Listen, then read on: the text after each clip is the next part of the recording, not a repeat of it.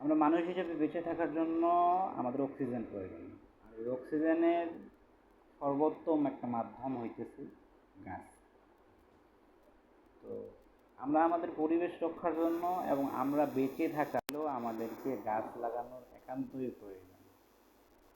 আর বাংলাদেশে যেই পরিমাণ বৃক্ষের প্রয়োজন এখন সম্ভবত 14 থেকে 15% আছে শতকরা, যেখানে আমাদের প্রায় 25% প্রয়োজন।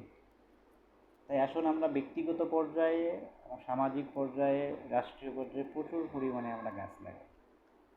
গাছ এই জন্যই লাগাতে হবে, আমাদের নিজের জন্য লাগাতে হবে। আপনি হয়তো যদি ভাত জাতীয় কিছু না খান, তাও আপনি কয়েকদিন বাঁচবেন, 7 থেকে 10 দিন পর্যন্ত আপনি বেঁচে থাকেন বা তারও বেশি বেঁচে থাকেন। আপনি যদি শুধু পানি খেয়ে থাকেন, মিনিমাম 7 থেকে 8 দিন আপনি বেঁচে থাকতে পারবেন। কিন্তু আপনার যদি এই অক্সিজেন না থাকে, 2 মিনিটও বাঁচবেন না। সো আপনার খাবারের চাইতেও আপনার অক্সিজেনের সবচেয়ে বেশি প্রয়োজন। তো আপনার আমার যেহেতু বেঁচে থাকার জন্য এই অক্সিজেনের প্রয়োজন, তো বেঁচে থাকার জন্য তাহলে আমাদেরকে অবশ্যই প্রচুর পরিমাণে গাছ লাগানোর প্রয়োজন। যেহেতু এখন বর্ষার সময় চলতেছে এবং মোক্ষম এটা গাছ লাগানোর সময়, তাই আসুন না আমরা এই সময়টাকে কাজে লাগাই এবং প্রচুর পরিমাণে গাছ লাগাই। আমি প্রতি বছর কিছু না কিছু করে গাছ লাগাই থাকি। এবছর ছোট বড় মিলাই প্রায় 450 থেকে 500 মতো আমি গাছ লাগাই আসছি।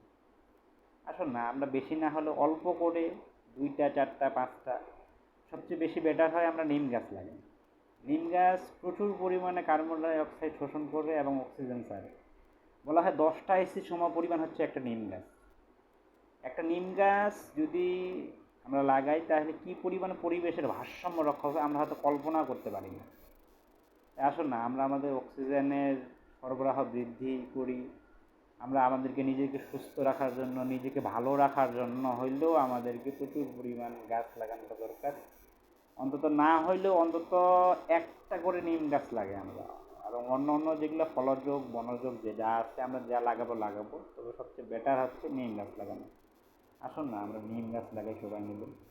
আসসালামু আলাইকুম।